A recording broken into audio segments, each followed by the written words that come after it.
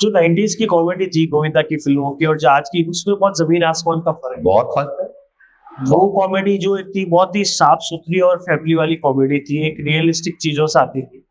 अब जो है कहीं ना कहीं डबल मीनिंग और गाली गलौज ज्यादा है सरेआम यूट्यूब पे। वो शब्द बोलते हैं। हाँ और मैंने ये भी देखा है कि एक बेटा भी उस जूरी में बैठा हुआ है और बाप भी उस जूरी में बैठा हुआ है। एक ही रॉ में दोनों बैठे हैं। जूरी में हाँ सामने, ये तो देखने वाले हैं, सुनने वाले हैं, हाँ। वो जूरी में बैठे हुए हैं और वो गालियां दे रहे हैं जो हम सुन भी नहीं सकते।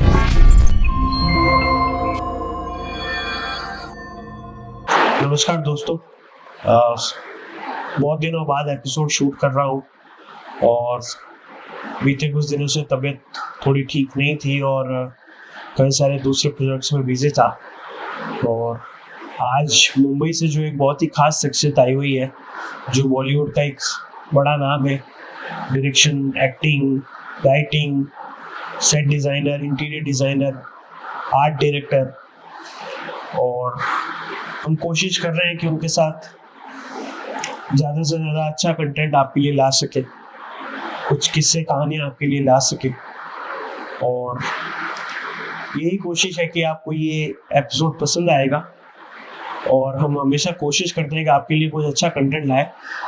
आप लोग किस सब्जेक्ट के ऊपर कंटेंट देखना चाहते हैं, वीडियो देखना चाहते हैं, आप कमेंट कर सकते हैं और हम पूरी कोशिश करेंगे कि आपको जो है उस सब्जेक्ट के ऊपर वीडियो बनाए, अच्छे लोगों को और कंटेंट को ला सके। Welcome to the Prateek show sir. Thank you Leo, thank you. Sir Jodhpur आप आए हैं, हर साल आपका लगभग आना होता है। हाँ जी। अभी रिसेंटली आप जो है फिल्म भी शूट कर रहे थे, जी कैसा रहा सर वो एक्सपीरियंस और क्या फिल्म है उसके बारे में कुछ बताएंगे? बिल्कुल। ये जो फिल्म मैंने यहाँ पे आके जो शूट की थी, वो बिश्नोई समाज में एक लीजेंड रही हैं अमृता देवी जी। जी। तो राजस्थान तो पूरा जानता ही है कि 1730 में एक कोई घटना घटी थी जी जिसमें 363 बिश्नोई समाज के और जाट समाज के और कई अन्य समाज के लोगों ने अपनी जान दी थी जी, पेड़ को बचाने के लिए, पर्यावरण को बचाने के लिए। तो वो ऐतिहासिक है और ये जो सब्जेक्ट है ये भी बहुत इंटरेस्टिंग है। तो इसी सब्जेक्ट पे मैं अमृता देवी के ऊपर फिल्म बनाने के लिए जहाँ जोधपुर आया था दिवाली से पहले। सर ये फिल्म बनाने का सफर कैसे शुरू हुआ, कैसे? आपने जैसे बॉलीवुड में भी बहुत काम जी किया, हाँ पंजाबी फिल्मों में आपने काम किया, कनेडियन फिल्मों में आपने काम किया। जी। एक्सपीरियंस कहाँ आपका सबसे बढ़िया रहा और ये कैसे लगा आपको कि यार मुझे फिल्मों में जाना है? बेसिकली क्या है प्रतीक जी, मेरा जो शुरुआत हुई थी वो थिएटर से हुई थी। जी जो मेरा बैकग्राउंड है वो फाइन आर्ट है। जी। पेंटिंग स्पेशलाइजेशन में मैंने मास्टर किया है दिल्ली कॉलेज ऑफ आर्ट से। तो उसके बराबर में ही मंडी हाउस है। अच्छा। और मंडी हाउस दिल्ली का वो एक ऐसा गढ़ है जहाँ पे टीवी और थिएटर सबसे ज्यादा होता है। वहीं पे दूरदर्शन है, वहीं पे एनएसडी है। अच्छा। तो वो जो पूरा एरिया है वो आर्ट और थिएटर, फिल्म, टीवी, वहां के लोग इकट्ठे होते हैं। और दिल्ली में सबसे बड़ा गढ़ है और आज तक गढ़ है, जहां से ओमपुरी साहब है, अमरीशपुरी साहब है और ये बड़े बड़े दिग्गज निकले हैं वहां से।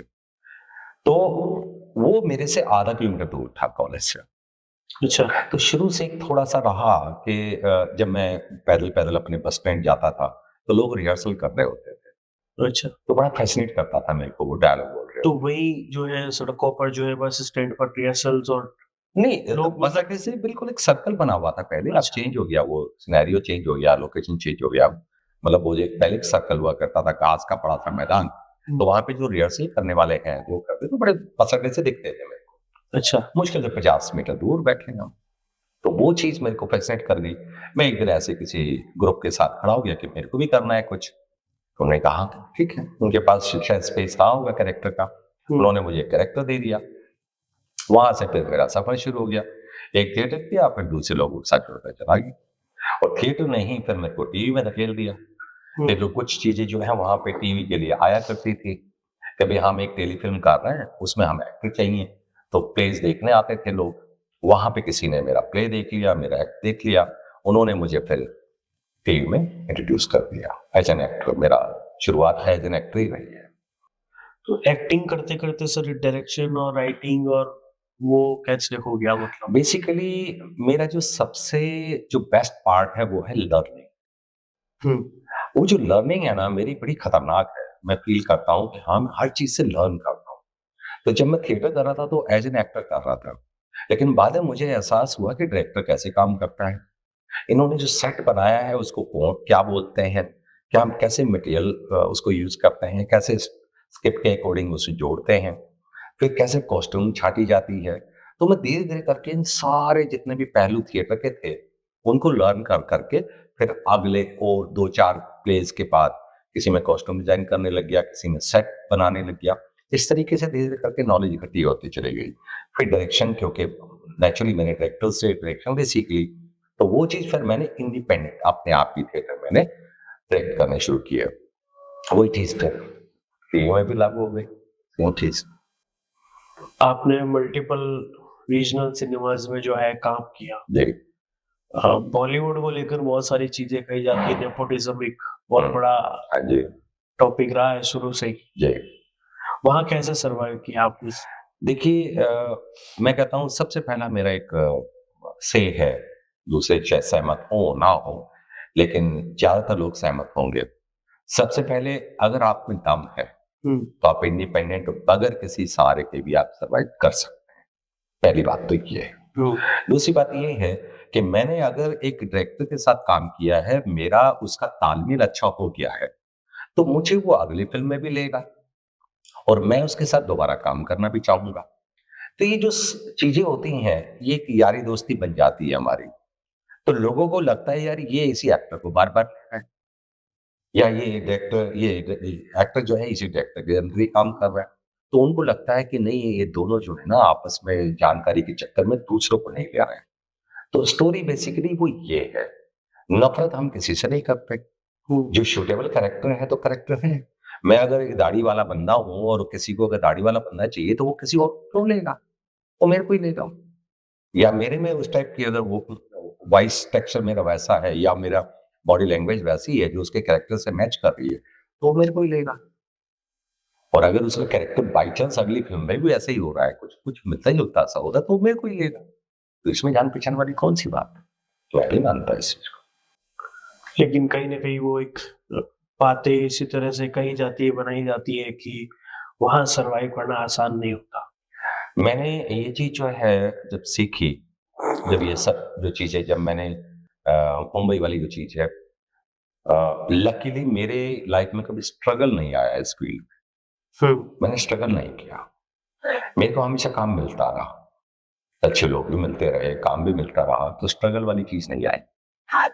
अब मैं स्ट्रगल क्यों बोल रहा हूँ कि ये मुंबई में नहीं है बंदा, दिल्ली का मुंबई में भी जाके काम कर रहा है। तो ज़्यादातर जो स्ट्रगल शब्द है वो बाहर वाले लोगों के लिए है, वहाँ के लोगों के लिए नहीं है। बाहर वाले जब जाते हैं तो उनके जो ड्रीम है वो थोड़े अलग होता है बिकॉज़ वहाँ की अवेयरनेस नहीं होती है। फ़िल्म इंडस्ट्री की अवेयरनेस नहीं होती है, तो वो जब वहाँ जाते हैं तो उनका तरीका अलग होता है। काम माँगने का तरीका अलग हो सकता है। वो ये सपना लेके चलते हैं, मुझे थोड़ा बहुत तो आता ही है। ये मिल जाएगा काम, वो मिल जाएगा, लेकिन वहाँ पे ऑलरेडी कॉम्पिटिशन है। तो जब ये स्ट्रगल करने लगते हैं, तो उसका कुछ साथी है जो कैरेक्टर में मैच कर रहा है, उसको तो काम मिल गया।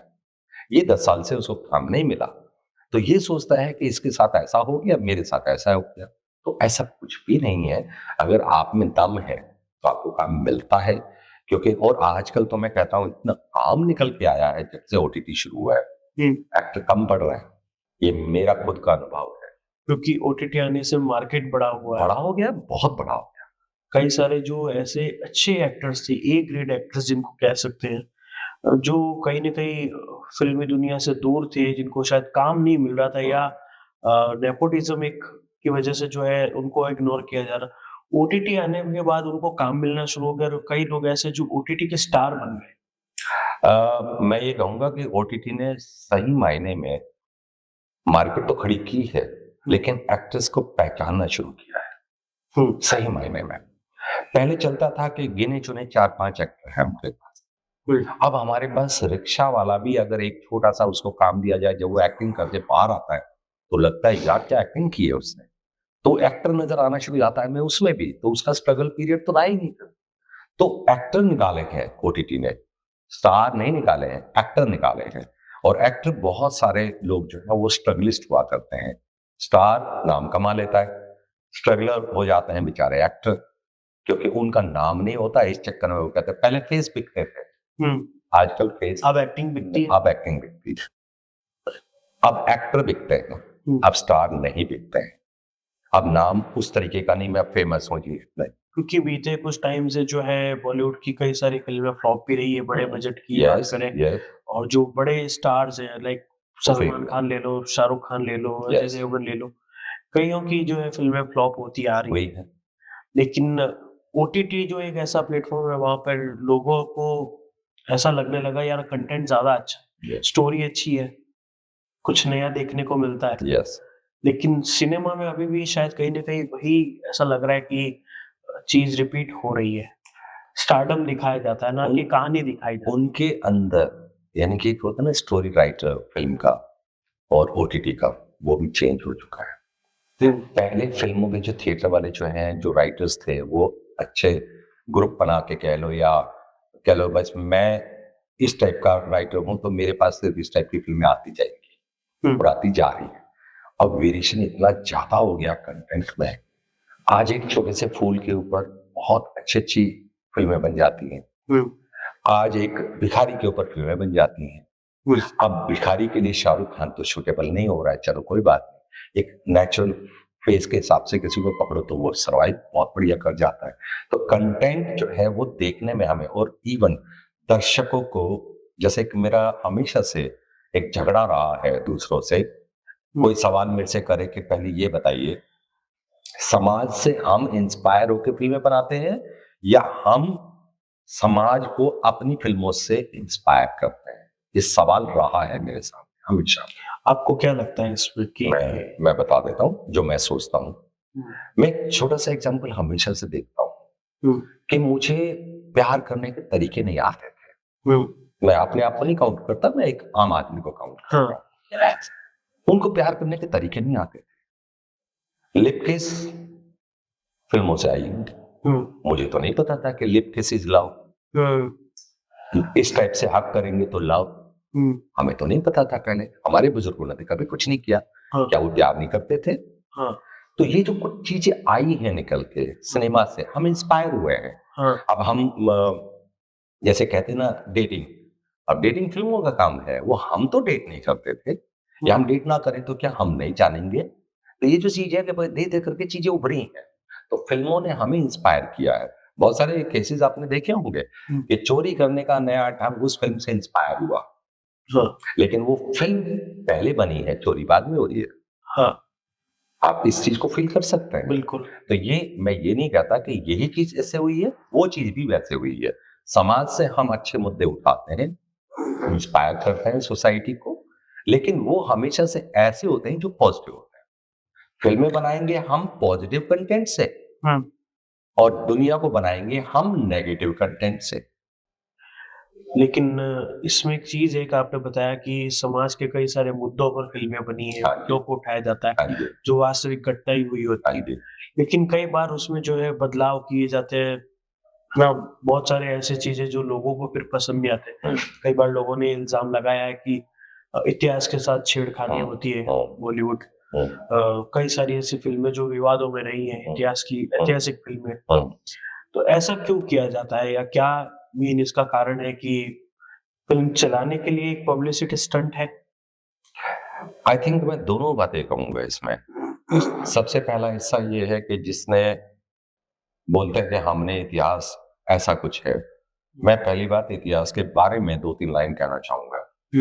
इतिहास इज ग्लैमरस, इतिहास इज नॉट रियल, इतिहास इज एटलीस्ट 50% 60% ड्रामेटाइज। मुझे अगर अपने किसी भी वीर को एग्जरेट करना होगा तभी वो वीर लगेगा।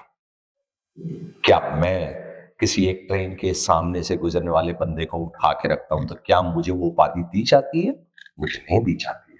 लेकिन अब अखबारों में मेरे को छपवा दो, इंटरव्यू करवा दो 10-15, मैं वीर बन जाता हूं। एग्जरेशन है, हर कोई वीर है, हर किसी ने सब कुछ किया है। मैं सिंपल सा एक होता, महारानी लक्ष्मीबाई ने ये किया, जैसे घोड़े की बात। हम्म, कुछ चीजें अविश्वसनीय है। हम्म, मेरा घोड़ा कितने फीट दौड़ सकता है, मतलब कितने फीट कूद सकता है, हम्म, कितनी देर तक दौड़ सकता है, हम्म, कितनी देर तक क्या कर सकता है, सर वो घोड़ा तो आज भी हमारे पास है। हम्म, हम अंदाजा लगा सकते हैं। लेकिन आप बोले कि जी लक्ष्मीबाई का घोड़ा इतने फीट कूद गया, फिर इसमें ये हो गया। सर अगर ये नहीं करेंगे तो वो वीरांगना नहीं लगेगी। तो हमारे थोड़ा बहुत ड्रामेटाइज होता है, हाँ, लेकिन वो अगर अच्छे के लिए कर दिया, उसको बेटर कर दिया, तो कोई कुछ नहीं बोलता।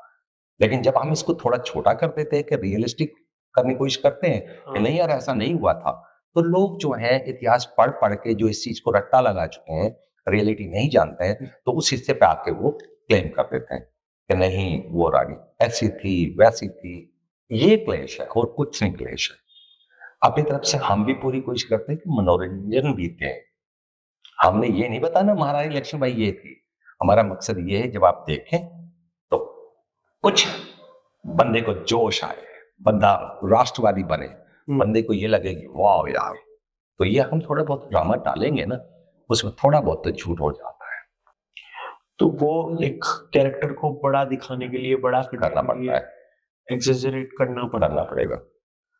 लेकिन वही चीजें जब ओटीटी पर दिखाई जाती है तो बड़ी एक लंबी स्टोरी दिखाई जाती है, 8 एपिसोड की, या यूं कह दो करीबन 5 से 6 घंटे की स्टोरी लेकिन फिल्म आते आते अगर बात करें तो वो 2.5 घंटे में सिमट जाती है।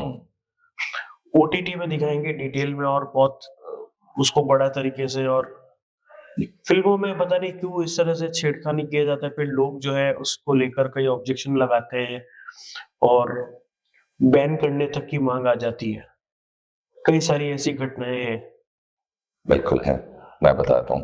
Film is art and business both. Hmm, art का हिस्सा ये है कि ये टेक्निकल है, एस्थेटिकल है, इंसान को छूता है, इसलिए मैं इसको आर्ट वाले हिस्से पे लेता हूँ। सॉरी। बिजनेस में इसलिए लेता हूँ कि मैं पर एपिसोड कमा रहा हूँ, हम्म, तो पर एपिसोड कमा रहा हूँ तो मेरे जितने ज्यादा एपिसोड होंगे उतना मैं कमाई करूंगा, इसलिए मैं उसको बढ़ाऊंगा। बढ़ाऊंगा। एक तो ये चीज हो गई क्लियर। फिल्म कॉम्पैक्ट है। अब पूरे इतिहास को पूरी, यानी कि इंसान पैदा हुआ और कब मरेगा तक भी आप 1.5 घंटे में निपटा सकते हैं। उसको देख के हाँ, अब नेचुरली चैलेंजिंग होता है इतना बड़ा कंटेंट को इतना छोटे में ऐसा पढ़ना, वो चैलेंजिंग होता है। मैं लेता हूं पहले के सीरियल कह लो या वेब सीरीज कह लो कि भैया इतने बड़े 8-8 एपिसोड के करते हैं। ऑफ कोर्स कमर्शियल वर्क है सर, अगर आप ऐसा नहीं करेंगे तो आप पैसा नहीं कमा सकते। दूसरी बात यह है, फिल्म थोड़ी चैलेंजिंग इसलिए है कि जितना आप बड़ी चीज को छोटा करते जाएंगे उतना आपके ऊपर बोझ बढ़ता जाएगा कि कुछ रह ना जाए, कुछ एक लाइन तक ना रह जाए। आप कहते 10 मिनट की शॉर्ट फिल्म में आप बहुत बड़ा कुछ दिखाना चाहें, दैट इज मोर डिफिकल्ट। तो जितना आप छोटे उसमें रूप में आते जाएंगे उतने आप चैलेंजिंग, कह लीजिए आप क्रिएटिव कहलाएंगे, कह लीजिए आप चैलेंजिंग मोड को अपने ऊपर पी लेना वाला बोलेंगे। और न्यू फैलाने को तो एक फिल्म को आप जब 3 घंटे की फैलाते हैं तो छोटी छोटी गलतियां भी कवर कर लेते हैं आप, थोड़ी बहुत बोरियत को भी वापस कवर करने का टाइम है मेरे पास। शॉर्ट फिल्म में नहीं है, फिल्म में नहीं है, एपिसोड्स में है, खूब फुर्सत का टाइम है, पैसा भी मिल रहा है। जानबूझ के एज राइटर मैं कह सकता हूँ, मेरे को जब बोलते हैं कि यार एक इस वर्ड पे मुझे 8 एपिसोड चाहिए, मैं कहता यार कितना ड्रामा डालोगे, इसमें 8 एपिसोड नहीं बनेंगे। कहता नहीं लेकिन बनाना पड़ेगा क्योंकि पर एपिसोड है। तो पर एपिसोड में अब हम क्या करेंगे, गांव वालों को भी इंक्लूड कर लिया, चौपाल को इंक्लूड कर लिया, पानी भरने वालियों को भी इंक्लूड कर लिया, गाने भी डाल दिए, पता नहीं क्या क्या डाल डाल के उसको खींच सकता है। मेन मुद्दा जो है वो थोड़ा सा 20% में सिमट जाता है, 80% ड्रामा डालना पड़ता है एपिसोड बढ़ाने। सिर्फ क्योंकि उसके लिए आपको एक्स्ट्रा पे हो रहा है ना, मिलता है episode के लिए मिलता है। बिजनेस, मैंने इसलिए इसको बिजनेस बोला कि इसलिए वो उसको लंबा खींच। तो हम ये सोच सकते हैं ऐसा कि अब जो फ्यूचर है वो ओटीटी है, क्योंकि धीरे धीरे सिनेमा की तरफ लोगों का जो है इंटरेस्ट खत्म सा हो रहा है। जो बड़ी बड़ी कई सारी फिल्म आई है वो भी फ्लॉप रही है। है ना? क्योंकि लोगों की उम्मीद बड़ी हो जाती है क्योंकि यार फर्स्ट पार्ट तो इतना बढ़िया था लेकिन सेकंड पार्ट के लिए जो हाइप बनती है और जो लोग सोच के थिएटर तक जाते हैं, वो निराश होके आते हैं। यस, तो ओटीटी में ऐसा नहीं है क्योंकि एक के बाद एक जब सीज़न कोई सीरीज़ का आता है, तो लोग और ज़्यादा उसको एप्रिशिएट करते हैं। यस। तो वही चीज़ें जो है सिनेमा में क्यों नहीं हो रही है? राइटर्स देखिए, मैं बताता हूँ, ओटीटी हर हाल में थिएटर से ज़्यादा अच्छी है। हुँ, सबसे पहला, कंटेंट चैलेंजिंग है, रीच 80%, थिएटर 20%। हुँ, यानी कि आपने 60% ज़्यादा लोगों तक पहुँच बनाई है आपने। मोबाइल में है सर ओटीटी। हुँ, कहीं पे भी आप आप रिक्शा वाले को देख लीजिए, 360 रुपए की टिकट कौन लेगा? हाँ, तो आप तो 360 में तो पूरे साल का सब्सक्राइब करके बैठे हुए हैं। फिल्में कितनी देखो आप। हाँ, एक तो ये चीज़ है कि आप मैक्सिमम लोगों तक बजट रीच करें। फ्रेंडली है क्योंकि बिल्कुल है। जहाँ आप एक मूवी देखोगे एक बार यस, से पैसों में, यस। वहीं आप साल भर अनलिमिटेड डेटा या साल भर देखेंगे आप, साल भर देख साल भर देखेंगे। दूसरी बात, थिएटर फ़िल्म बनाने वाला जो हिस्सा है, जब आप बनाते हैं, थिएटर की जो फ़िल्में हैं, उसका बजट ज़्यादा होता है। हालाँकि ओटीटी का भी बजट सिनेमा जितना ही आ रहा है, वो सेम आ रहा है। तो क्या ओटीटी उतनी कमाई कर पाती है? ज़्यादा कमाई। क्या सोर्सेज़ रहते हैं सेम ओटीटी वही के? चीज़ मैंने अभी जो बताया आपको, हुँ, कि मैं थिएटर में जाऊँगा तो मैं 2 बंदे जा रहा हूँ। हुँ, मेरी जगह 200 बंदे मोबाइल में देख रहे हैं। हुँ, कमाई तो है सर ओटीटी में, तभी थिएटर में कम है। उसमें टिकट का लफड़ा है, उसमें बाहर जाना पड़ेगा आपको, स्पेशल टाइम निकालना पड़ेगा आपको। हुँ, फैमिली में कई बार नहीं जाना पड़ता, यहाँ पे एक टीवी पे लगाओ, आप पूरी फैमिली देखो, हुँ, कितना फ़ायदा होगा। बिल्कुल। अब दूसरी बात, कि जब थिएटर की फ़िल्में बनती हैं तो उसमें हर चीज़ का बजट करोड़ों में जाता है, हुँ, वरना मत बनाइए। अब 20 लाख की फ़िल्म को थिएटर में जब रिलीज़ करते हैं ना, तो 50 लाख तो उसकी पब्लिसिटी में लगेगा। इसलिए वो फ़िल्म जो है वो डरते हैं लोग थिएटर के उससे। तो अब इसके लिए कंटेंट क्या है? बहुत बढ़िया कंटेंट, आपने फ़िल्म बनाई, सीधा ही आप ओटीटी को पकड़ा दीजिए, चैनल को पकड़ा दीजिए। वो अपना वो बेच अपने आप करता है, जो भी कुछ करता है, पब्लिसिटी वो करता है, और आपके पास सारा डिजिटल है आज। हाँ, उनके पास सारी एक टीम बैठी होती है जो पोस्टर बनाती है, जो टीज़र बनाती है, जो ट्रेलर बनाती है, सब कुछ उनकी टीम बैठी हुई है। वो मेरा तो आया ही नहीं कुछ। मैं आज जैसे तकलीफ में हूँ ही नहीं। मैंने तो बना के दे दिया, जो एक बार लग गया लग गया। और उधर जाके मैं परेशान हूँ। 20 लाख लगा के बेटा 50 लाख पब्लिसिटी माँग रहे हैं मेरे से। तो ये प्लानिंग फँस गया ना सर मैं तो बहुत ज़्यादा बोझ आता है, और थिएटर का वैसे ही क्वेश्चन मार्क रहता है। ओटीटी में हमें कोई मतलब नहीं है, हमने सब्सक्राइब करवा लिया, देखो तुम्हारी मर्ज़ी, ना देखो तुम्हारी मर्ज़ी। क्योंकि वहाँ एक गारंटी है, सेफ है, पैसा भी आपको आपने कंटेंट बना दिया, आप चैनल बिल्कुल, को भेज दो। अब वो उनकी एक तरह से हेडेक है कि वो अपने लेवल पे बिल्कुल, बेचेंगे उसको। बिल्कुल। उसमें भी जो है कहीं न कहीं face value, brand value matter करती है इसमें। नहीं, इन दोनों बिल्कुल नहीं कर रही है। मैं खुद चैनल पे जाके ये बात सीख के आता हूँ, कहता है एक्टर अच्छे चाहिए। हाँ, कंटेंट 80% मार्क्स देता है आपको। एक एक प्रोजेक्ट आपका 100% मार्क्स का है सपोज़, 80% कहता है कंटेंट होना चाहिए। 20% एक्टर्स और बाकी एक्टर हो गया, प्रेज़ेंटेशन हो गई, गाने हो गए, ये हो गया, वो हो गया। सिर्फ 20% बचा हुआ कंटेंट 80% ले रहा है आपका। कहानी अच्छी होनी चाहिए, सब्जेक्ट बस, अच्छा होना बस, चाहिए। बस। तो वो एक रीज़न है कि ओटीटी लोग अब ज़्यादा पसंद कर रहे हैं। यस, लेकिन सर आपने जो है बहुत पहले के टाइम से शुरुआत करी 80s अर्ली 80s के दौर में आप 7 लेट 70s। लेट 70s कह सकते हैं अर्ली 80s का जो दौर था, हुँ, तब तो सिनेमा बिल्कुल अलग था। तब शायद किसी ने ये सोचा नहीं हो ओटीटी जैसी कोई चीज़ कभी नो, शायद आएगी। बिल्कुल नहीं सोचा। किसी के माइंड में नहीं था। बिल्कुल भी। क्योंकि उस वक़्त तो शायद आई थिंक वीसीआर का एक टाइम था जब लोग घर पे लाके हाँ, देखते थे और या यस। थिएटर में देखते थे। तो वहाँ से जब आपने शुरू किया और आप जब ओटीटी पे आ गए हुँ, कि आपके मोबाइल पे आपको क्या फिर देखा। हाँ, क्या इतना बड़ा चेंज जो आपको देख के क्या लगता है कि आगे फ्यूचर क्या है? और पहले के दौर में कैसे काम होता था और अब कैसे होता है? पहले आई थिंक ये तो लोग कम थे, हुँ, भीड़ नहीं थी।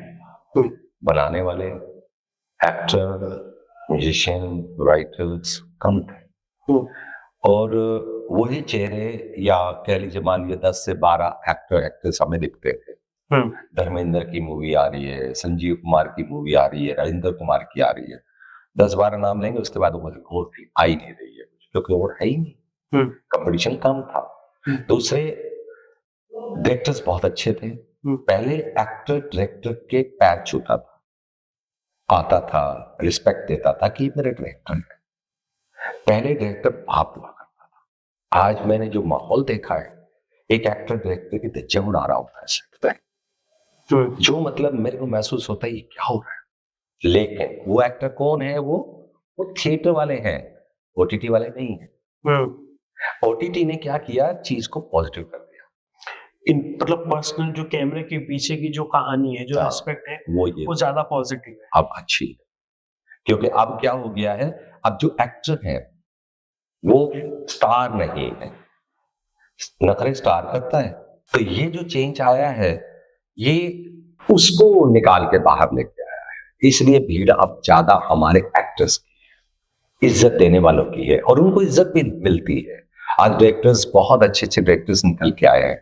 जब मैं ओटीटी पे किसी भी प्रोजेक्ट को देखता हूँ ना, मैं कहता हूँ यार मेरे भी बाप बैठे हुए हैं, 2 प्रोजेक्ट करके भी वो मेरे से अच्छा काम कर रहे हैं। उनको जगह नहीं, मौका नहीं मिला, मौका नहीं मिला। कहीं ना कहीं नेपोटिज्म, एक वो यारी दोस्ती, ग्रुपिज्म वो था। बिल्कुल सर, ये बात सही है, ये बात सही। सर अर्ली 80s में आपने जो है शुरुआत करी थी अपने करियर की, तो ये तो वो दौर था जब राजेश खन्ना जैसे तो सुपरस्टार हुआ करते थे कि जिनके सिर्फ नाम से जो है फिल्म बिक जाती थी। धर्मेंद्र हो गए, देवानंद साहब हो गए, लेकिन एक दौर वो आ गए जो कहीं ना कहीं ये सारे स्टार्स खत्म से हो गए, लोग भूल गए, स्टारडम खत्म हो गया, कर्ज में आ गए। क्या कारण है कि एक स्टार जब बनता है तो पीक पर होता है, तब तो उसको कुछ शायद दिखता नहीं है, तो डाउनफॉल होने का क्या रीजन होता है सर जनरली? देखिए, जब मैं पीछे के हिस्से पे जाता हूँ तो मैं भी फैन रहा हूँ कुछ लोगों का, कुछ स्टार्स का, क्योंकि एक्टिंग उस टाइम तो मेरे दिमाग में नहीं होती थी। स्कूल टाइम की बात है, छोटा होता था। मतलब मैं अपने लेट 60s की बात करता हूँ, तब से मैं फिल्में देख रहा हूँ टीवी पे, black and white, Shammi Kapoor और ये सब उस टाइम आया करते थे। तो जब ये आप कहते हैं स्टार, तो स्टार मीन्स मुझे कुछ चीजें, एज मैं ऑडियंस बात कर रहा हूँ, दर्शक बात कर रहा हूँ, कि मुझे उस इंसान के अंदर हेयर स्टाइल अच्छा लगता है, पर्सनैलिटी अच्छी लगती है, या मुझे उसकी एक्टिंग करना अच्छा लगता है, या मतलब मैं उसको उस तरीके से फॉलो कर रहा हूं। एक्टिंग का हर एक इंसान को नहीं पता। आप बोले कि जी ये फेमस हुआ था बतौर एक्टर, तो मैं आज भी खुल के बोलता हूं कि शाहरुख खान, सलमान खान, इनको एक्टिंग सीखनी चाहिए। मैं खुल के बोलता हूं सबके सामने, क्योंकि एक्टिंग जो है ना, एक स्टाइल को जबरदस्ती करना, वो एक स्टार वाली लैंग्वेज है।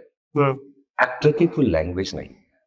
एक्टर आपको भिखारी जैसा भी लगेगा, राजा जैसा भी लगेगा, किसान जैसा भी लगेगा, और वो ससुर जैसा भी लगेगा, वो विलेन जैसा, यानी कि वो एक्टर है जो हर कैरेक्टर में फिट, वो एक्टर है।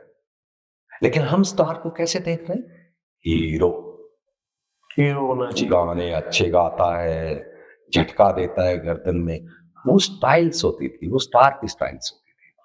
और एक लिमिट के बाद देखिए हर एक इंसान का वक्त आता है। अगर वो पीक पे गया है तो इसका मतलब जो पैदा हुआ वो मरेगा भी। ये सर्कल है सर। एज के साथ साथ ब्यूटी भी खत्म होती है, मैच्योरिटी बेशक आए, लेकिन ये मत भूलिए दूसरा राजेश खन्ना देखिए पैदा हुआ है यहाँ पे, वो आ रहे हैं। तो ये जो चीजें हैं, ये ऐसे करके अब ये यहाँ आएगा तो ये यहाँ आएगा। तो इसका मतलब ये हुआ कि हर इंसान का एक दौर होता है, और ये दौर एक टाइम के बाद झुकना शुरू हो जाएगा। अब बारी आती है कि जी वो लोग स्टार थे, ऑफकोर्स स्टार थे, तो कुछ चीजें जो है मैच्योर हो जाती हैं। हम लोग एज दर्शक भी मैच्योर हुए थे। कल क्या यार, हर फिल्म में झटके मारता रहता है गर्दन में, क्या है यार, अब ये गाने गाता है तो गार्डन में गाने ही गाता रहता है। यानी कि उसमें एक्टर जो दिखने वाला पार्ट था एक्टर का, वो मिसिंग था, वेरिएशन नहीं था। क्योंकि उस दौर में कहीं ना कहीं फिल्में सब थोड़ी गांव के इर्द गिर्द होती थी ज्यादातर कि एक गांव में डाकू का कब्जा है और हीरो आएगा और बचाएगा। यस। और वो कहीं ना कहीं सारे हीरो की, हर हीरो की आई गेस मुझे लगता है 3-4 फिल्में तो होगी उस सब्जेक्ट के ऊपर। तो एक ही सब्जेक्ट के ऊपर इर्द गिर्द कहानियां घूमती थी, हीरो चलते थे। लेकिन लेट 90s आते आते थोड़ा सा चेंज होने लगा, और जो 80s अर्ली 80s या 70s के स्टार्ट थे वो कहीं ना कहीं गायब से हो गए, उनका स्टारडम खत्म हो गया, क्योंकि नए जनरेशन आ चुकी है। जो आपने बोला कि एक नया राजेश खन्ना पैदा हुआ है, तो आपको कौन लगता है कि जो एक स्टार उस टाइम पे भी स्टार था, आज भी स्टार है? देखिए, मैं पर्सन टू पर्सन बात करने से पहले मैं ये कहना चाहूंगा कि सिनेमा जो है वो हमारे समाज का एक आईना है, यानी कि हम सिनेमा से अटैच्ड होते हैं। हमारा जो समाज कह लीजिए या हमारी दुनिया कह लीजिए या जो भी कुछ है, उसमें चेंज आते रहते हैं। पहले के हिस्से को अगर हम इंडिया को बात करें तो हम सिटी नहीं बोलते थे, हम गांव बोलते थे, और गांव से इंस्पिरेशन ज्यादा मिलती थी, आज भी मिलती है। लेकिन आज इनोसेंसी खत्म हो गई गांव में भी, वो जागीरदारी खत्म हो गई, यानी कि विलेन खत्म हो गया असलियत। वो एक गांव वाला जो मतलब ये कहता था मुझे गांव के लिए ये करना है, वो हीरो खत्म हो गया। तो ये जो सब चीजें खत्म हो गई हैं, तो इस वजह से क्या हुआ कि वो कंटेंट मिलना मुश्किल हो गया है। आज आप गांव में जाते हैं, सबके घर में कार है, इवन ऑडी मर्सिडीज खड़ी है। आप किस चीज को गांव बोलेंगे? तो वो गांव की जो बातें होती थी अब मैच्योर हो गई, इसलिए वो कंटेंट भी आपका धीरे धीरे रिजॉल्व हो जाता है। तो वही फिल्में अब जो है फॉरेन बेस्ड ज्यादा, वो दूसरी चीज में चली गई, ट्रांसफॉर्म हो गई है। तो हमारा समाज जो चेंज हो रहा है वही अब फिल्म में मैं मान लीजिए एक फिल्म बना रहा हूँ कि राजस्थान का एक गांव है, और राजस्थान के गांव में एक छोटी बच्ची की शादी हुई है। वो शादी जो हो रही है वो गोना होगा उसका। तो अब मैं गांव से रिलेटेड हूँ, मैं गांव में पैदा हुआ हूँ, 97 में मैंने गांव छोड़ा है, इसका तो काफी बड़े उम्र तक मैं गांव में रहा हूँ। और गांव के उस मतलब मैं अपने उस एज में गांव में रहा हूँ जब ये रिस्पेक्ट होती थी। सर आपने बताया कि गांव में भी वो चीजें नहीं रही, और फिल्में जो है धीरे धीरे अब फॉरेन लोकेशंस पे ज्यादा शूट होती है, बढ़ती जा रही है। तो एक फिल्म का प्रोसेस क्या होता है, कैसे डिसाइड होता है कि ये फिल्म गांव में होगी या फॉरेन पे होगी? कहानी के ऊपर बेस्ड होता है, कैसे रहता है? इसमें बहुत सारी चीजें होती है, टेक्निकल चीजें भी होती है आजकल, जैसे एनिमेशन वीएफएक्स बहुत ज्यादा बढ़ गया है। राइट। तो एक प्रोसेस क्या होता है फिल्म का? होता तो काफी लंबा है, लेकिन मैं इसको फास्ट करके बताना चाहूंगा। सबसे पहले तो फिल्म का जो सपना है कि प्रोड्यूसर लेता है। हाँ। वो प्रोड्यूसर सोचता है कि अब प्रोड्यूसर जो है दो टाइप के होता है। एक होता है जो सोशल कोजेस के लिए काम करता है। हाँ। फॉर एग्जाम्पल मैं समझाना चाहता हूँ युवा को कि भाई ये मत करो, ये करो, सोसाइटी को ये दो। एक इस टाइप का प्रोड्यूसर होता है जो अपना पैसा लगाता है तो जितना खर्च किया उतना मिल भी जाए तो भी चलेगा। एक प्रोड्यूसर होता है जो बिजनेसमैन होता है, क्योंकि ये बिजनेस है, आर्ट और बिजनेस का मिक्सचर है ये। हाँ। तो वो बिजनेसमैन जो एक सपना लेता है कि मैं एक ऐसी फिल्म बनाऊं जो अपनी बात भी कहना चाहूँ, कंटेंट वेरिएशन भी हो, दर्शक जाए, पैसा खर्च करे और एंटरटेन होके वापस घर आ जाए। तो ये एक ये प्रोड्यूसर होता है। प्रोड्यूसर ने सपना लिया तो प्रोड्यूसर फिर एक डायरेक्टर को ढूंढता है और एक राइटर को ढूंढता है। तो सबसे पहले वो राइटर को ढूंढ के स्टोरी ले लेगा, स्टोरी लेके फिर एक डायरेक्टर को ढूंढेगा। फिर डायरेक्टर जो है बोलेगा कि भाई इसकी स्क्रिप्ट और स्क्रीन प्ले और ये सब चीज बनवा लेता है। फिर डायरेक्टर ने जो है टीम को शुरुआत हो जाएगी, उसकी टीम पकड़ लेगी। टीम में हमारे पास डीओपी डायरेक्टर सबसे पहले पकड़ता है, क्योंकि उन दोनों का तालमेल बेस्ट होता है। उसके बाद फिर वो कहता है कि यार कास्टिंग कैसी कैसी होनी चाहिए, फिर वो करता है कि लोकेशन कैसी कैसी होनी चाहिए, फिर वो कहता है कि भाई इसको कितने बजट में बनाना है। तो एक या तो अंदाजा हो या बजट बनेगा बाद में।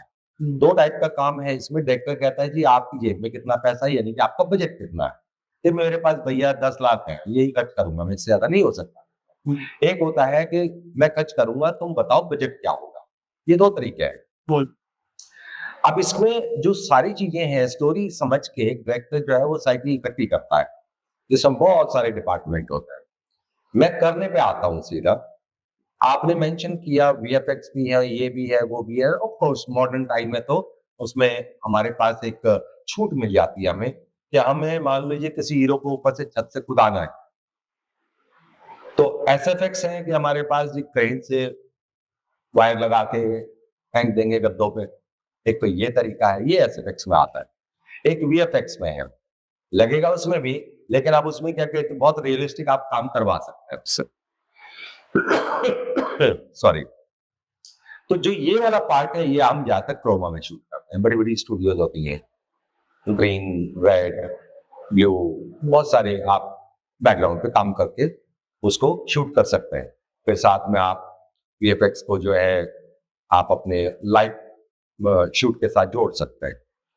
क्या इसका फायदा यस ऑफ कोर्स होता है, क्योंकि राइटर जो है ना बड़ा वाइल्ड इमेजिनेटिव होता है।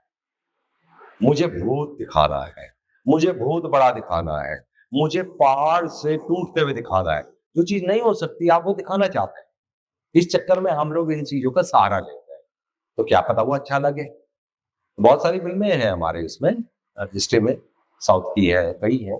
जैसे बाहुबली एक फिल्म आई थी, हाँ, उसको बड़ी हाँ। सराहना मिली, Yes, लोगों ने yes, बहुत पसंद किया। यस। तो वो बहुत एक हैवी बजट वीएफएक्स फिल्म थी। एनिमेशन वीएफएक्स दोनों है उसमें, हाँ, एनिमेशन भी है, वीएफएक्स भी है। तो लेकिन उसके बाद जो है उन्होंने पार्ट 2 भी बनाया, देन फिर आरआरआर भी आई थी, जो एक ऑस्कर में नॉमिनेट हो गई थी यस, इस फिल्म यस, के यस। लिए। तो हमारे यहाँ से फिल्में बहुत कम जाती है जो ऑस्कर के लिए नॉमिनेट हो। क्या कारण है? क्योंकि हम अच्छी कहानियां नहीं है, या अच्छे डायरेक्टर्स नहीं है, वीएफएक्स नहीं है, क्या एक रीजन है? क्योंकि हॉलीवुड की तो हर फिल्म जो है, जो नॉर्मल फिल्म भी, उसमें भी अच्छा खासा वीएफएक्स देखने को मिल जाता है। सबसे पहला हिस्सा ऑस्कर क्या इंडिया में है? ऑस्कर एक्टिविटी बाहर की कंट्री का एक्टिविटी है, हमारी नहीं है। इंडिया का एक कल्चर है काम करने का, और बाहर का एक कल्चर है काम करने का। हाँ। बाहर का कल्चर रियलिज्म थोड़ा नजदीक से देखता है, हम लोग ड्रामा थोड़ा नजदीक से देखते हैं। एक तो ये आपको ऑस्कर मिलता है कंटेंट से, ना ड्यूरेशन से मिलता है, ना किस चीज से मिलता है। कंटेंट आपका चैलेंजिंग होना चाहिए। फिर आती है प्रेजेंटेशन, जिसको आप ट्रीटमेंट बोलते हैं।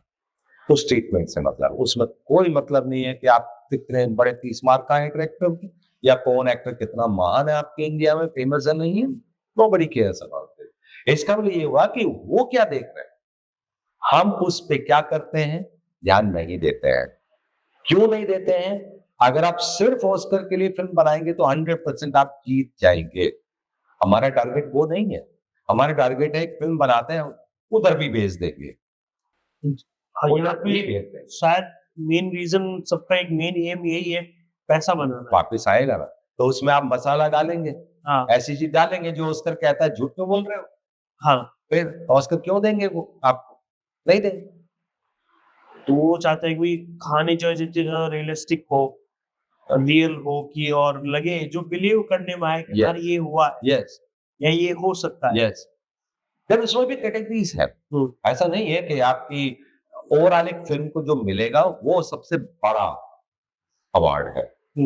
लेकिन आपने वीएफएक्स में ले लिया, आपने सिर्फ और सिर्फ म्यूजिक में ले लिया, मैं उसको अच्छा कंटेंट नहीं मानता, क्योंकि वो एक कैटेगरी को मिला है।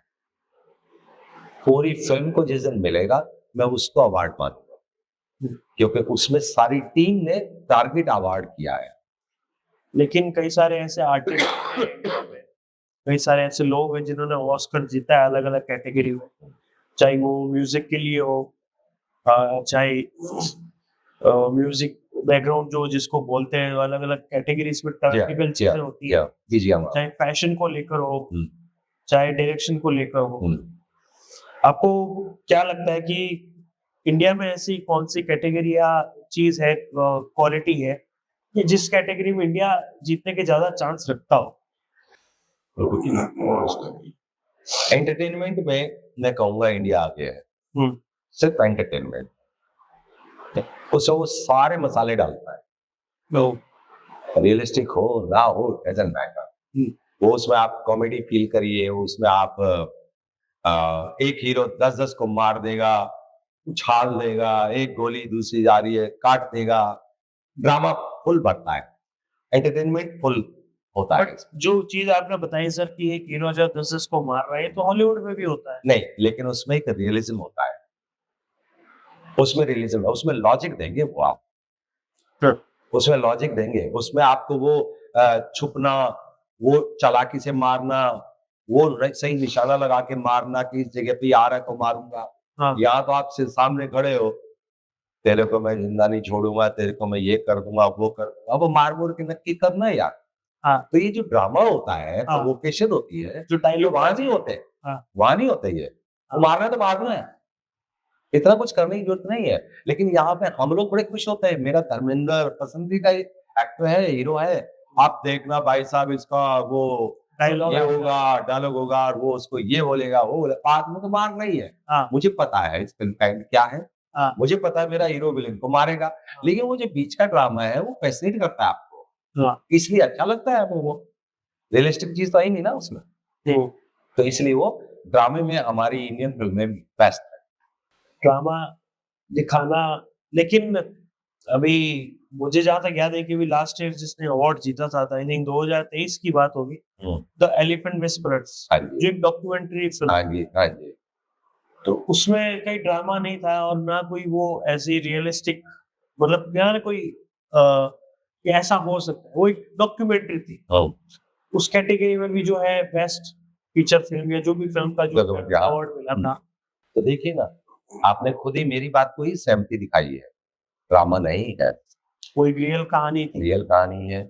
और आपने देखिए टाइटल जो पढ़ा है, ऐसा डालोगे ना मर मिटेंगे, हाँ जान से मार दूंगा, इस टाइप के टाइटल नहीं है, वो सिंबॉलिक एक टाइटल है, उसका ये ध्यान तो ये टाइटल्स तो अर्ली 80s और उस दौर में होते थे, के दौर में। हाँ, तो उस दौर में तो अब बहुत चेंज आ गया है। बहुत चेंज आ जब गया। आपने उस वक्त काम करते थे, जब आप कहानियां या डायलॉग्स जब आप एक्टिंग करते थे, जी, क्योंकि आप तो कई सारी चीजें करते हैं, आपने बताया आप स्टोरी भी लिखते हैं, डायरेक्शन एंड ऑल।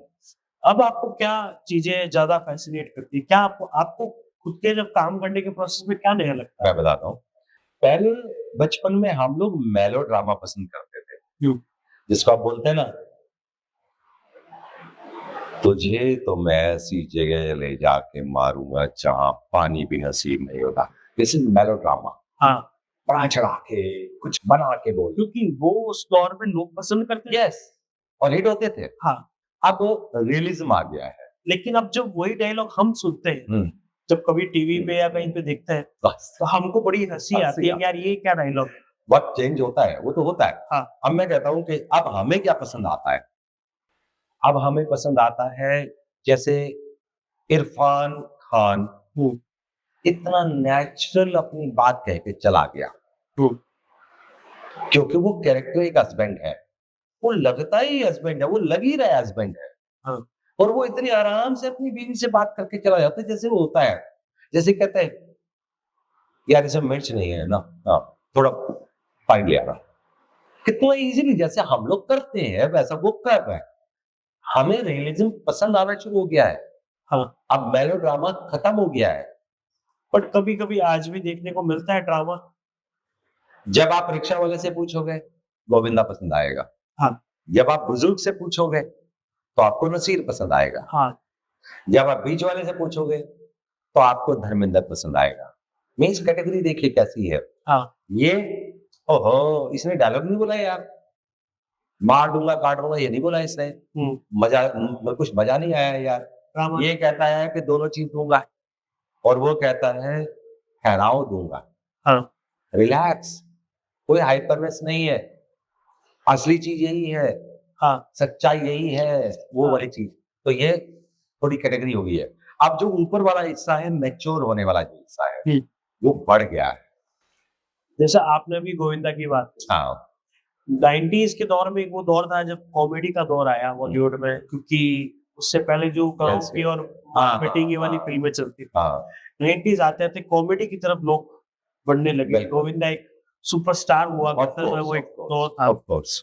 लेकिन अब वैसी फिल्में नहीं बनती है जो उस वक्त की कॉमेडी थी। गोविंदा भी अब कहीं ज्यादा दिखते नहीं है। क्या एक कारण है कि वैसी फिल्में नहीं अपनी बनती? लोग पसंद नहीं करते या कोई बनाना नहीं चाहता? या इसमें 2-3 कारण बताता हूँ आपको। हाँ, अब आप फिल्मों में कॉमेडी इसलिए नहीं देख पा रहे हैं कि आज हम हँस नहीं रहे हैं। हाँ, सोसाइटी हँस नहीं रही। सोसाइटी कहीं और चली गई। उसके ऊपर बर्डन है, फैमिली का बर्डन है, उसके ऊपर कर्जा है, उसके ऊपर जिम्मेवारियां हैं, डिप्रेस ज्यादा है वो। डिप्रेशन है। तो कॉमेडी वो करने की या वो हंसी की वो जो एक मूड जो होता है वो थोड़ा डाउन आ गया है। दूसरी बात, कॉमेडी है, फिल्मों में नहीं है। हम्म, आप किसी भी यूट्यूब पे चले जाइए, यूट्यूब ढेर सारे कॉमेडियन हैं, स्टैंड अप वो इधर शिफ्ट हो गए। अब आपको कॉमेडी देखनी है उधर देखिए, फिल्में आपकी सीरीज चल रही है।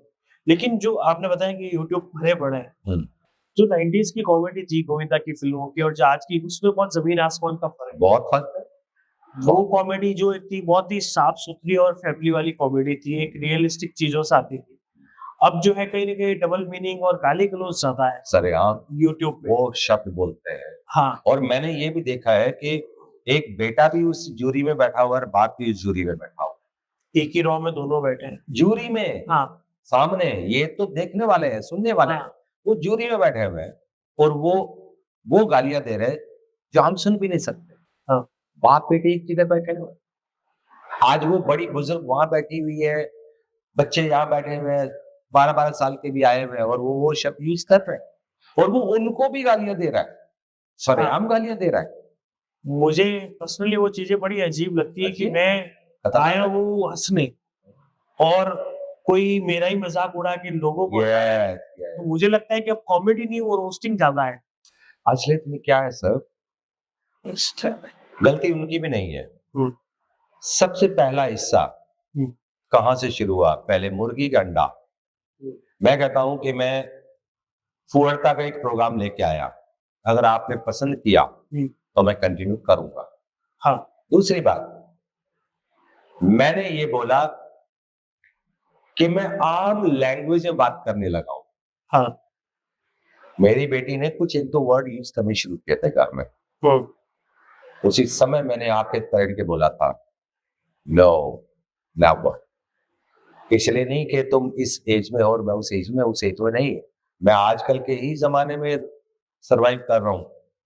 मैं उस जनरेशन के साथ हूं, मैं बुजुर्ग नहीं हुआ हूं, हाँ, लेकिन जो गंदा होता है वो गंदा होता है। हाँ, मेरी और तुम्हारे बीच में एक बहुत पतली सी ट्रांसपेरेंट दीवार है, शीशे की। हाँ, हम ट्रांसपेरेंट है, लेकिन तुम मेरे से भागो मत, मैं तुमसे भागूंगा नहीं, तुम मुझे देख पाओ, मैं तुम्हें देख पाऊं, लेकिन छू नहीं सकते आप। यानी कि मुझे वो मत सुनने दो जो गंदा होता है। इसका मतलब ये हुआ कि कुछ लोग जब शुरुआत करते हैं उसमें टीनेजर जुड़ जाते हैं और फिर वो जब ऑडियंस के सामने जाता है उसमें फिर वो महसूस करते हैं कि जब आज के लिए कर ही रहे हैं तो हम भी करते हैं, यही तो वो आम लैंग्वेज बन गई फिर वो। क्योंकि अब मुझे लगता है और आपको शायद आप मेरी बात से एग्री करेंगे, कॉमेडी का मार रोस्टिंग ज्यादा है।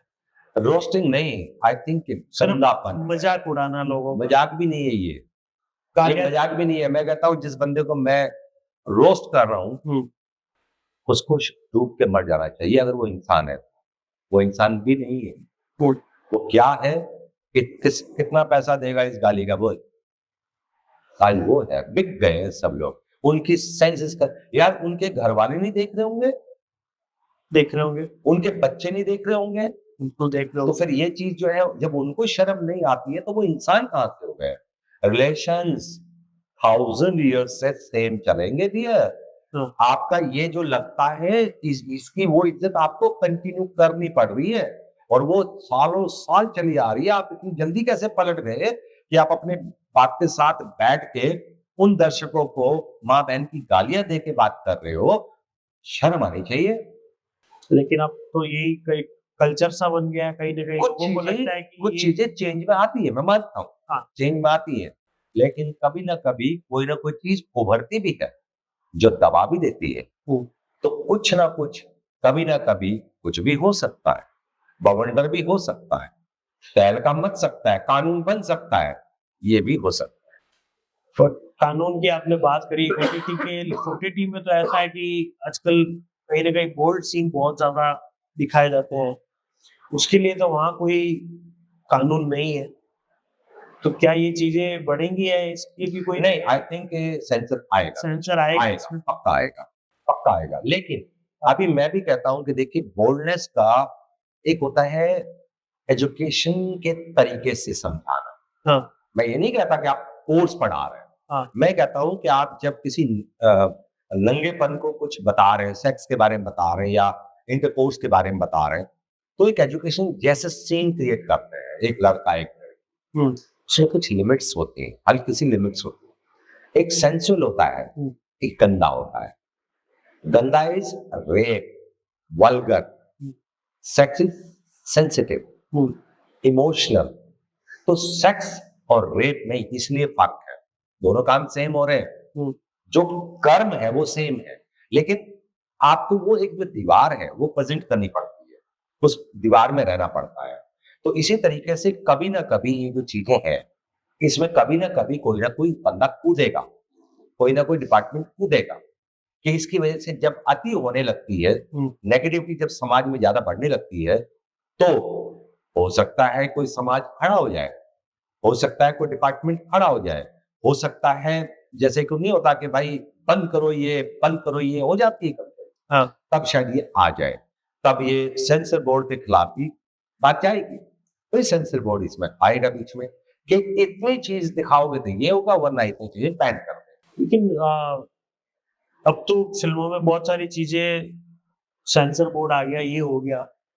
हम बहुत पुरानी अगर बात करें, आज से जब राज कपूर साहब का दौर था, तो उन्होंने उस जमाने में, आज से करीब करीब 50 साल पहले ऐसी बोल्डनेस दिखा दी। तो सेंसर ने उस टाइम कैसे वो चीजें अलाउ करी, कैसे क्यों उनको ये करने दिया? आप मेरे बारे में जानते हैं, मैं एक पेंटर आदमी हूं, वो आर्ट फील्ड का बंदा हूँ, फिल्म मेकर बाद में हूं मैं। आर्ट को बहुत गहराई से समझा है और लोगों को समझाया भी। हम्म 42 साल, पिछले 42 साल से मैं टीचिंग भी कर रहा हूँ, तो ये सब्जेक्ट में पढ़ा रहा हूँ। यस आर्ट को आई थिंक मैंने पी लिया है अच्छी तरीके से। आप राज कपूर साहब को बोल रहे हैं कि उन्होंने कपड़े तो ढक दिए कम से कम, हाँ एक वेस्ट दिखाई, बस इतना ही है ना। आर्ट का एक तरीका था उनका। हाँ अगर मैं आपको अपनी एक फिल्म दिखाऊं हाँ जिसमें एक आर्टिस्ट मेरी है, उसके ऊपर कपड़ा एक जीरो है, हाँ और वो फिल्म मार्केट में है, हाँ लेकिन किसी ने ये नहीं बोला कि वल्गर है। शायद वक्त बदल गया, लोग अब वो देखना चाहते नहीं, वो देखना ही नहीं चाहता वाली बात नहीं है, वो वल्गर क्यों नहीं बना पाया मैंने भी तो नंगा दिखाया है, हम्म, मेरी फिल्म को वल्गर क्यों नहीं बोल रहे हो? और आप पूरे कपड़े पहना के भी किसी फिल्म को वल्गर भी बोल रहे हो। मैं राजपूत की बात नहीं कर रहा हूँ, जी। मैं आजकल के वक्त की बात कर रहा हाँ। हूँ कि आप उल्लू को देखो या किसी ओटीटी पे जाओ, हाँ वहां पे जो आप फिल्म दिखा रहे हो उसमें आपने ब्रा और पैंटी रखी है, उसको आप वल्गर तक लेके गए हैं। हाँ मेरी एक्ट्रेस ने तो कपड़ा ही उतार दिए, सारे कपड़े उतार दिए, और वो फिल्म है और मैं आपको दिखा सकता हूँ। लेकिन किसी ने भी ये नहीं कहा, मैंने अपनी बेटी के साथ बैठ के देखी है वो फिल्म, मेरे किसी बंदे ने ये नहीं कहा कि इसमें वल्गैरिटी है। मैंने क्या कर दिया ऐसा? क्योंकि मेरी सेंस ठीक है, अगर मैं वल्गर हूं तो मैं वल्गर के एंगल से देखूंगा, उसको प्रेजेंट करूंगा, लेकिन मैं आर्टिस्ट हूं, मैं आर्ट का बंदा हूं, मेरी हर उस चीज में भी आर्ट की फील आएगी, स्मेल आएगी, इसलिए मैं दिखा पाया। हाँ ये मेरी जीत है। तो वल्गैरिटी के हर चीज का अपना एक क्राइटेरिया है। आप Presentation. आर्ट यस दिखाना चाहते हो तो आर्टिस्टिक Yes. दिखता है। यस यस और जिस तरह से बाकी जैसे दूसरे जैसा होता है उर्दू या ऑल्ट वाला चाहिए, अगर टर्म मिले, वो जिस तरह का कंटेंट है वो वल्गर, वो डायरेक्टर है ही वल्गर, वो राइटर है ही वल्गर, वो आर्टिस्ट है ही वल्गर, तभी तो वो वल्गर है। यार मैं एक आर्टिस्ट आदमी हूं, कोई बोले कि आपको न्यूड होना है, आई नो, क्या बुराई है इसमें? मैं हो रहा हूं, लेकिन मैं कर क्या रहा हूं? और आप मेरे को किस तरीके से डायलॉग दे रहे हैं, आप किस क्या तरीके से मेरे शूट को कर रहे मोमेंट हैं? दे रहे हैं, उससे मैं झट से पता लगा दूंगा, बेटा रुक जा, आप मेरे से गंदा काम करवा रहे हो, फील आने दो, आर्ट की फील आने दो, उसमें फिर आपको अपने आप ही लगेगा यार ये एक्टर ना गंदा नहीं कर रहा। नंगा तो नंगा ही होता है भाई। मेरे को अगर जंगली का एक कैरेक्टर दे दिया जाए, मैं नहीं पहनूंगा कपड़े, फिर मजा क्या आया जब मैं कपड़े पहन के जंगली बना दिया तुमने। मैं नंगा रहूंगा, हम उसमें मेरे को देखिएगा, कोई मेरे को गंदा नहीं फील करेगा, लेकिन मेरे को लगा जंगली गंदा तो वो मेरी प्रेजेंटेशन है। तो इसी तरीके से अगर मैं फिल्म बना रहा हूं तो मैं आर्ट में नंगापन दिखाऊंगा, वल्गर नहीं सोच के आर्टिस्टिक ढंग से प्रेजेंट करूंगा। और उन्होंने ये सोच के कि हमें बेचना है, औरतों का जिस्म बेचना है, उनको प्रोवोक करना है, तो उनका टारगेट अलग है, मेरा टारगेट अलग है। मेरी जो कहानी थी वो एक पेंटर की जो मॉडल होती है ना, मैं अपनी सच्ची कहानी बता रहा हूँ ये तो। हाँ। एक बंदी है वो प्रोफेशनल मॉडल है, तो हमारे मॉडल में वो ये इन लोगों के फैशन वाले मॉडल अलग अलग, हमारे मॉडल जो है वो एक फीमेल है, वो 0% कपड़े पे रहती है, जो पोज हम बोलते हैं वो पोज देती है, हम स्केच करते हैं, पेंट करते हैं कैनवस पे, पेपर पे, तो कोई भी पोज ले लो, उससे क्या दिक्कत है।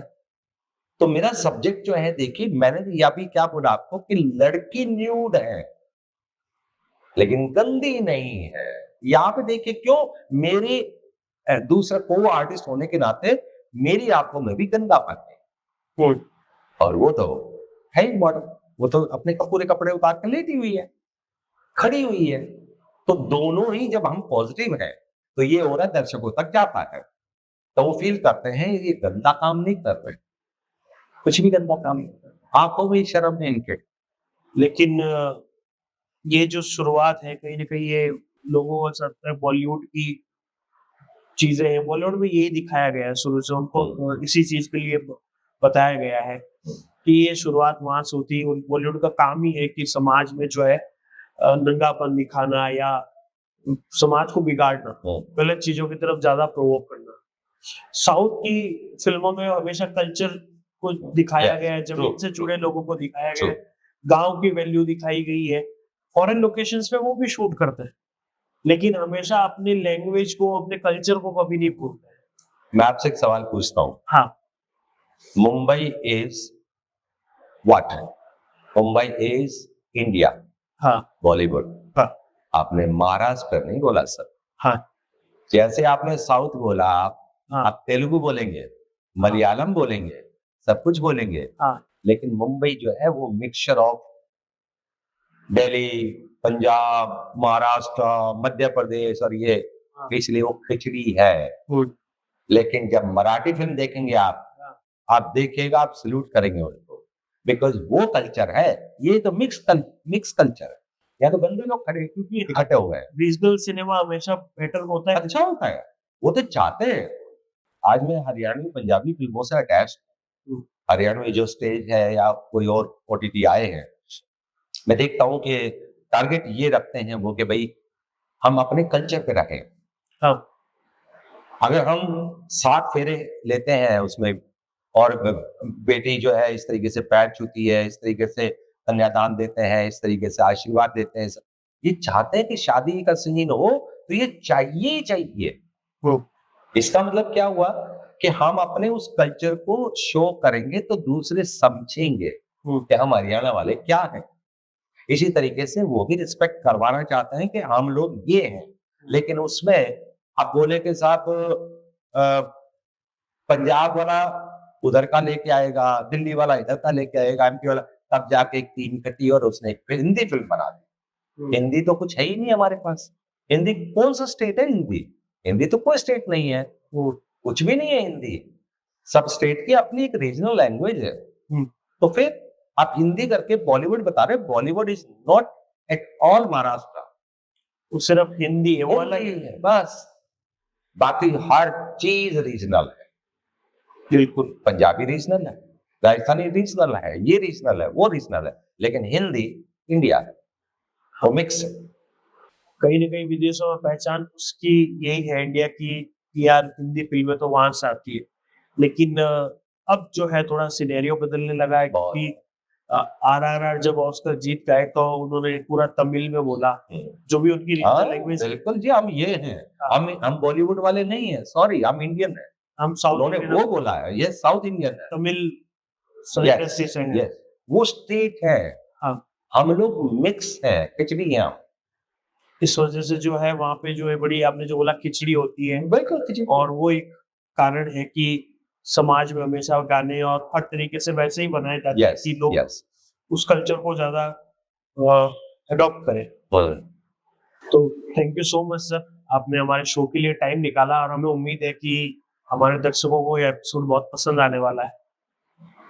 मैं श्योर हूँ इस बात से कि आपको ये जो शो है, ये काफ़ी एक कह लीजिए कि नॉलेजेबल लगा होगा, ज्ञानवर्धक लगा होगा, और एंटरटेनमेंट तो मैं क्या बोलूँ, मैं कोई सिंगर नहीं हूँ, लेकिन हाँ, ये है अपने अनुभव में जो भी मैंने आपको बताए हैं, आपको कुछ ना कुछ सीखने का मौका ज़रूर मिला होगा। हमारे शो के लिए, हमारे दर्शकों के लिए कुछ कहना चाहेंगे सर? हमारे दर्शकों के लिए कोई खास मैसेज? आप वेट करिएगा, एक और प्रोग्राम, अच्छा प्रोग्राम, बड़ा प्रोग्राम आपके सामने जल्दी आने वाला है। Thank you so much sir. Thank you.